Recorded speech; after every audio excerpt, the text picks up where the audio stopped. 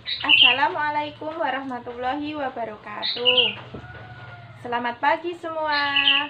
Gimana kabarnya hari ini?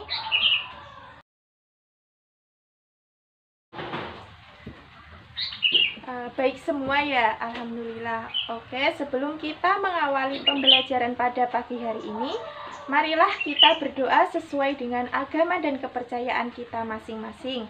Berdoa dimulai.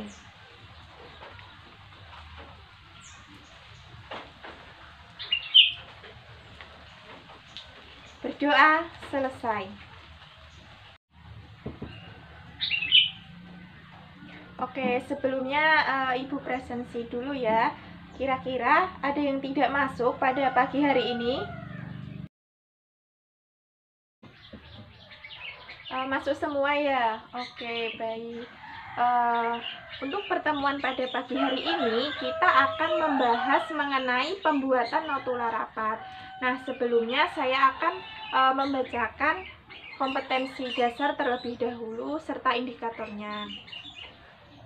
Untuk kompetensi dasarnya yaitu menerapkan notula pertemuan atau rapat.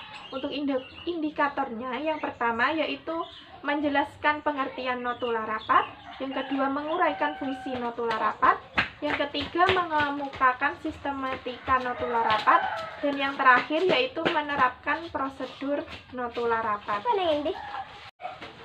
Oke, kemarin kan kita sudah membahas sedikit materi tentang pembuatan notula rapat.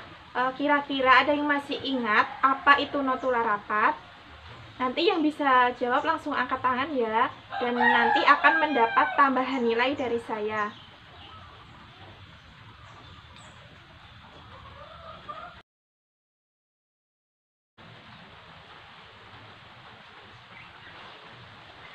Ya baik, terima kasih jawaban dari Mbak Melina. Oke, kira-kira ada yang mau jawab lagi? Ya baik, kalau tidak ada saya akan menyimpulkan ya bahwa pengertian notula rapat itu adalah catatan singkatan mengenai jalannya persidangan atau rapat serta hal yang dibicarakan dan diputuskan. Atau dengan pengertian lain bahwa notula rapat itu adalah sebutan tentang perjalanan suatu kegiatan baik rapat, seminar, diskusi, atau sidang yang dimulai dari awal sampai akhir acara yang ditulis oleh seorang penulis atau notulen yang akan dipertanggungjawabkan suatu saat pada seluruh anggota atau peserta acara. Selanjutnya, saya akan menjelaskan mengenai fungsi notula rapat. Untuk fungsi yang pertama, yaitu sebagai alat bukti. Nah, ada yang tahu maksud dari sebagai alat bukti itu apa? Oke, kalau tidak ada langsung saya jelaskan ya. Sebagai alat bukti itu bahwa notula rapat digunakan apabila ada kasus atau permasalahan, maka adanya notula rapat itu dapat dijadikan bahan pembuktian di pengadilan. Untuk fungsi yang kedua yaitu sebagai sumber informasi untuk peserta rapat yang tidak hadir. Nah, untuk fungsi yang ketiga yaitu sebagai pedoman untuk rapat berikutnya. Untuk fungsi yang keempat yaitu sebagai alat pengingat untuk peserta rapat. Untuk fungsi yang kelima yaitu sebagai dokumen, dan fungsi notula yang terakhir yaitu sebagai alat untuk rapat semu. Nah, yang dimaksud rapat semu itu rapat yang tidak pernah dilaksanakan atau rapat fiktif. Oke, selanjutnya saya akan menjelaskan tentang sistematika notula rapat. Sistematikanya itu ada tiga. Yang pertama itu ada kepala notula, yang kedua isi notula, dan yang terakhir yaitu bagian akhir notula. Nah, kepala notula itu terdiri dari beberapa bagian. Yang pertama yaitu ada nama atau tema yang akan dibahas, yang kedua ada hari dan tanggal acara dilaksanakan, yang ketiga ada waktu pelaksanaan, yang keempat ada tempat pelaksanaan, dan yang terakhir adalah acara saat berlangsung.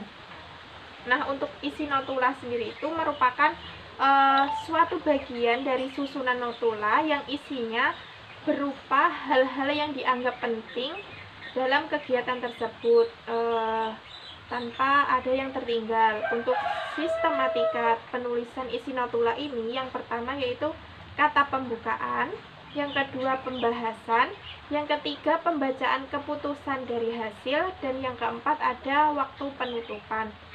Untuk bagian akhir notula itu merupakan penulisan atau penjelasan tentang hal-hal yang berada pada akhir penulisan notula. Nah, untuk susunannya terdiri dari yang pertama ada nama jabatan, yang kedua tanda tangan, dan yang ketiga yaitu nama pejabat, pangkat, dan NIP. Oke, untuk selanjutnya Ibu akan menjelaskan tentang prosedur pembuatan notula. Untuk yang pertama yaitu menyediakan alat tulis dan kertas,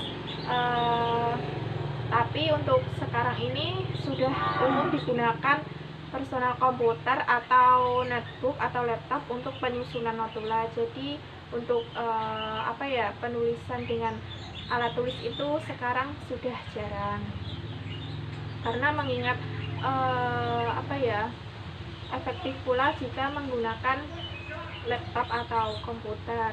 Untuk prosedur yang kedua yaitu menyediakan kaset rekaman bila ada pembicaraan yang tidak dapat ditulis. Yang ketiga yaitu memahami prosedur rapat sebelum rapat dimulai. Dan yang keempat yaitu menyediakan buku-buku referensi yang menunjang materi rapat. Nah, itu tadi penjelasan dari Ibu. Untuk selanjutnya Ibu minta kalian untuk membentuk kelompok dua-dua berpasangan ya, dengan sebangku. Nanti Ibu minta kalian untuk berdiskusi tentang materi yang telah Ibu jelaskan tadi. Untuk selanjutnya saya akan menunjuk kalian untuk maju ke depan mempresentasikan hasil diskusi kalian. Nah, oke, langsung saja, nanti bisa menuliskan di satu lembar kertas ya.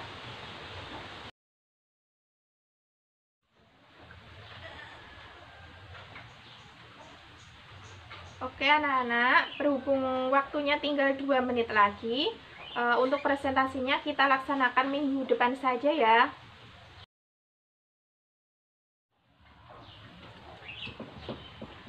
Oke, sekian pembelajaran pada pagi hari ini. Jangan lupa minggu depan kita presentasi ya.